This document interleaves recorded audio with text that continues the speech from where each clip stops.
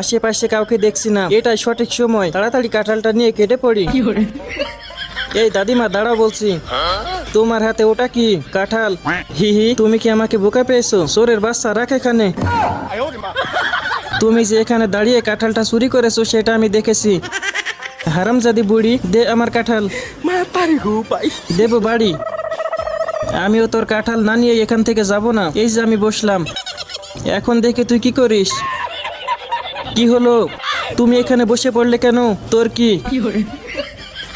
এই কাঁঠাল নিয়ে যাও, কাঁঠাল।